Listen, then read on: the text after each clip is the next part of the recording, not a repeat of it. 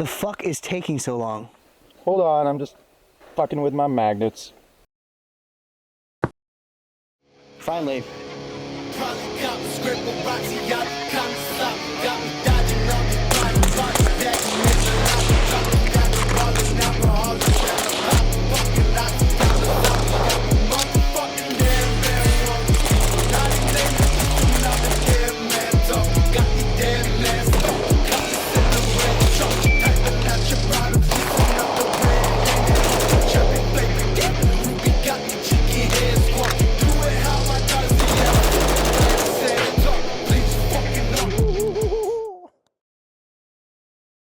All right, welcome back to another UAG video. I'm Daniel, Jared here as always. Today we are going to be talking about battle belts, full setups, how we use them, some of the new things that we've recently got, specifically on my end. We're also going to do a little bit of a range review, but those clips will just be spliced in. But to start it off, we're going to talk about our experience with belts and kind of our history with belts. I think, Jared, you can start us off with that. All right, cool. I was in the Marine Corps for 4 years. I didn't do anything crazy special. I was in the wing, so I had my year or so experience with like running a belt for a while, and then I got to do my normal everyday job. The Marine Corps runs more of that traditional war belt style that goes over everything. So I got a lot of experience with that like super traditional kind of Afghanistan, Iraq style. So I did that, came out, became a civilian, then wanted to get back into the shooting stuff. I was on a tighter budget, so I ended up just buying a few mag carriers and then putting it over my regular belt as well as a holster. And then eventually I moved into that war belt style because we are in the PNW and it rains a lot. I thought you could really only get a raincoat and then go over with a war belt. I thought you couldn't do it with a two-piece originally. I developed a need for this because I didn't like that the war belt slips up so much. There's no like true attachment points. Really got to cinch it down. So this one doesn't move on you with that inner and outer belt. And then, yeah, that's pretty much what I ran. So I don't have a mill background. I've been in the firearms industry for 5 years, almost behind a sales counter.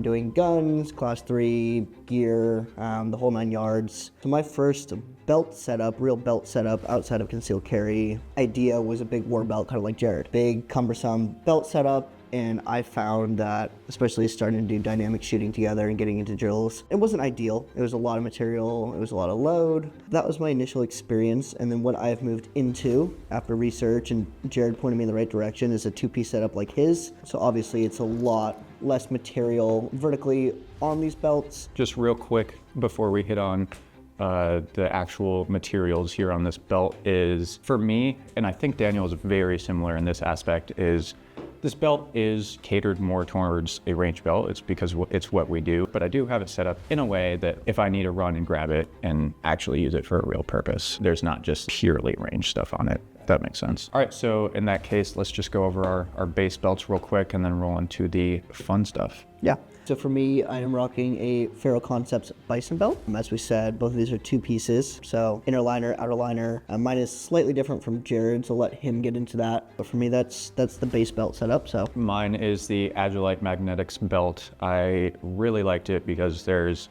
slight innovation with the magnets, but the big thing is this stiffener that goes through the true other side of the belt. So it keeps it fully integral and it's not going to bend at that buckle, which all the tension and stuff on your belt. Normally in those traditional two-piece belts like the Bison belt, it will tend to, I guess all of the load is going to be on the clip. So you'll get some of that front bending. There's not too many differences. It's all just still Molly, and then you can do one wrap or whatever on the inside, like how Daniel has his mag pouches set up. So for me with the pistol mags, I'm using a company called Snake Air Tactical. They are local to Oregon. I've done work with them in the past, working in the shop. They make a really good product. Now these are non-Kydex, so these are pure elastic inserts. I've had nothing wrong with them. I will key a little later on some thoughts that I'm having on switching up some aspects of this, but for now, I've had nothing but good luck with the Snake Eater stuff. I think for me, the elastic, it feels a little more secure to me. I know the Kydex technology now is so good, everything's so form-fitting. It's what I'm used to, so it's what I do. Jared, So I have the S-Tac Kiwis on both rifle and pistol. These ones, they have just a fabric outliner to cover the Kydex inserts that Daniel was hitting on that he doesn't have. I specifically like the Kydex, and I like the S-Tacs because you can fit pretty much all double stack 9 magazines in there. They are a little bit shorter, so you can get a good handful on that mag.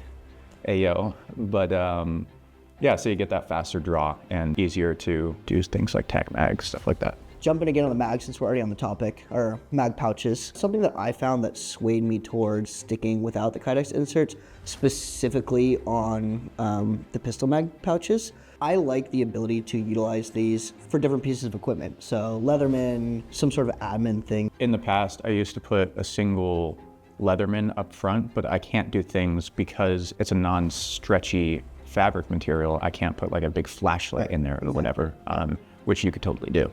Yeah, and then rifle mags, they're pretty similar. You do have different size options, but I went with the mediums just so I can get another handful of the rifle mags on there.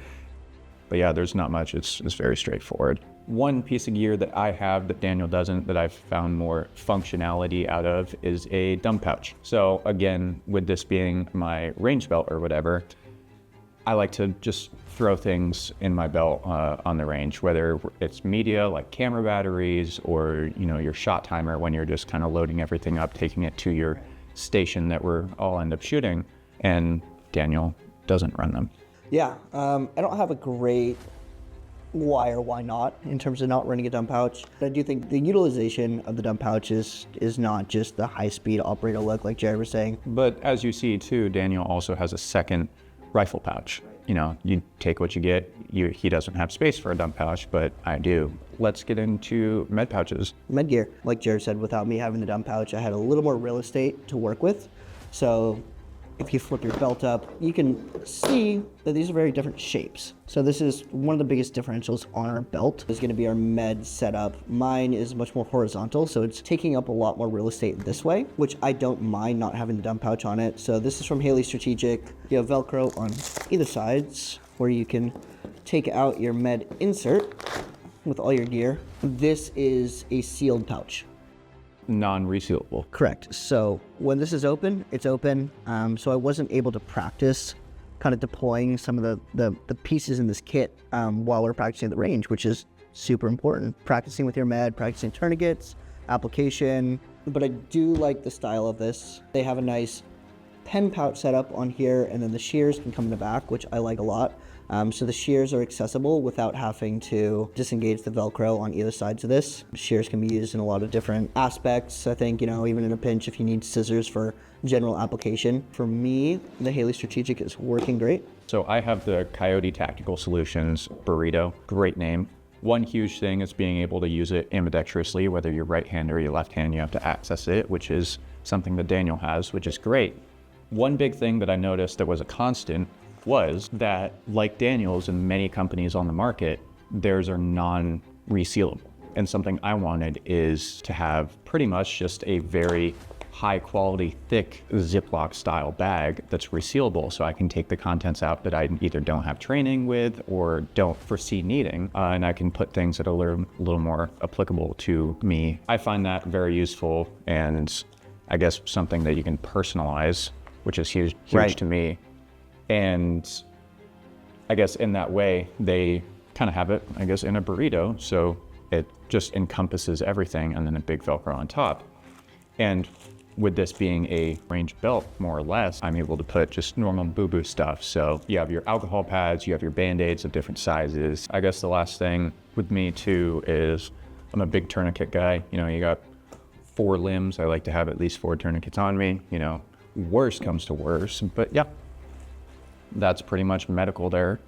And one more piece of gear that I have on my belt that Daniel does not is a extra, just smaller GP pouch. I utilize it for my Leatherman because I find having a Leatherman on you at the range is actually very useful. Last time I went shooting out without filming with buddies, we actually ended up getting a stuck casing in one of my friend's guns. So I was able to take that out, or if you need to adjust optics or you're figuring out something is loosening, you can easily just tighten it or just admin stuff. This one specifically is the Leatherman Super Tool 300M. One reason I got it is because it has a bit driver and I'm able to keep all my spare bits in there. So whether it be like the torques for aim points or just standard QD mounts for your slings or whatever, I'm just able to adjust literally everything. I have it all specialized to what all my screws I have. So I guess the last fun part we have are the holsters. You start with mine. So the actual holster is Safariland 6354 DO. I do not have an optic on my handgun currently, but it is nice to have that option if I do decide to go that route. I have a few 19s. I probably will eventually mill one to start practicing on red dot, but having that capability I think is important. If you're gonna spend money on a Safariland, you might as well spend money on one that has all the features on it. I love the leg strap. I kind of thought they were corny, and Jared set one out for me, and then immediately utilizing it on the range, I noticed how much more secure the holster was, but the comfortability with movement. You know, when you're running to a fire line or you're moving around the range.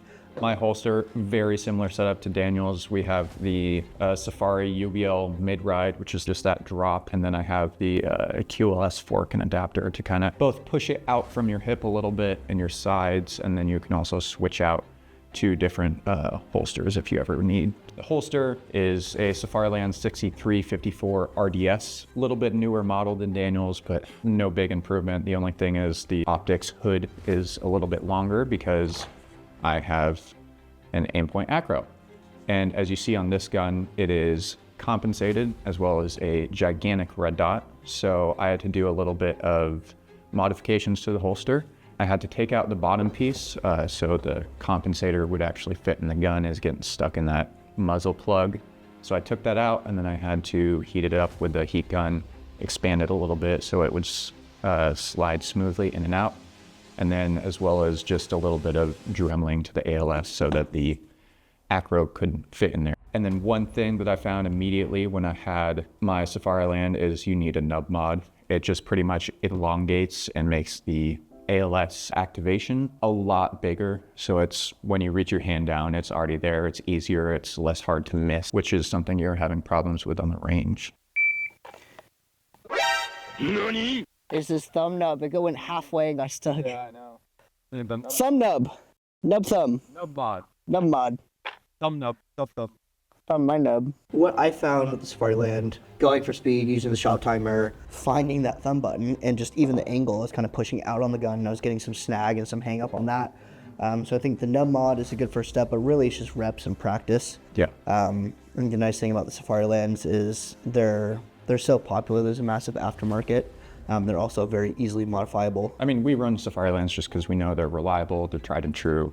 They look cool. They look dope. They look cool. They look really dope. As far as changes go, I guess, and I guess overview of the belt, changes we'd make, what we don't like. Do you want to hit your thoughts first? Absolutely, yeah. So I had a few changes that I am both excited to implement. The big one for me is probably going to move to Kydex rifle mag holders. I found deploying them, I was getting snagged. It's a really tight system with the elastic. These don't have a lot of play or a lot of give. Then the Kydex, it's a lot more positive pulling it out. I've messed around with Jared's before.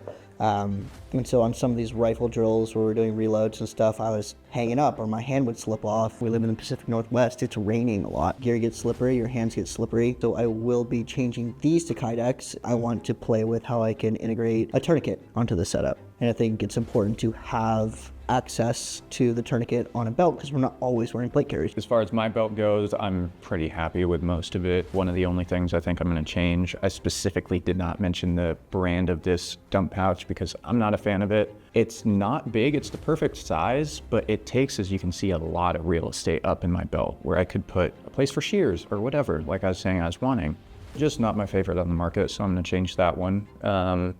And then I guess the last thing for me is I want to find a gear hook, just a little hook where I can put my gloves on because it's starting to get to be that cold rain, snow season. So I want something I can just hook gloves to so they're always with me. Right. And then love my med pouch, again, because the resealable bag, but I would love to find a way that I can kind of organize everything so I don't have to rip everything out. Right. And if I need to go in a hurry, I'm not just like grabbing everything and running. That's my my big thing. Everything else I think is perfect. I have no grimes or gripes with everything else. Again, because this is just a suggestion video, I guess, and giving you ideas, I'd love to hear your guys' belt setups in the comments. What you might do differently, or just what you do in general, whether you will wear the war belt style, or you just clip things onto your normal belt, or what you run. Yeah, if any of you have, you know, same brand gear or same model or whatever, and you found little modifications and tweaks that you've done to it. So like I was talking about, I want to do a few tweaks to the holster. And Jared, you know, with the med pouch, you know, the organizational skills, if any of you found inserts or ways that you've modified Safari lands, for me, Kydex inserts, you know, please leave the comments and suggestions and what's worked for you, or, you know, if you have some of the same gear and it hasn't worked for you, why or why it didn't. Yep. Just let's make the comment section look great for newer people, because I know this is a little bit more of a newer video, something some beginners might look up. So let's try to make it as informative as possible. Yeah, we're definitely not going to be able to cover every aspect. We definitely aren't experienced enough to be able to cover every aspect either. Talk about every single piece of gear on the market, talk about having 20,000 rounds to it. It's just, there's so much stuff out there that if some of you guys that have more experience with the same or different brands, or just in general doing these kind of things for longer, leave your comments, and that makes it approachable for some of the newer guys that are getting in, and we didn't cover something that they wanted. It opens the door for conversation in the comment section, and creating community is really important to us. So yeah, so we'd love to interact with you guys in the comments, and as far as this goes, I think we're done. Yeah. All right, let's see Easy you. peasy. See you in the next one.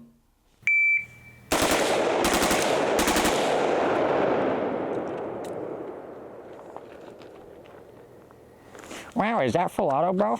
Dude.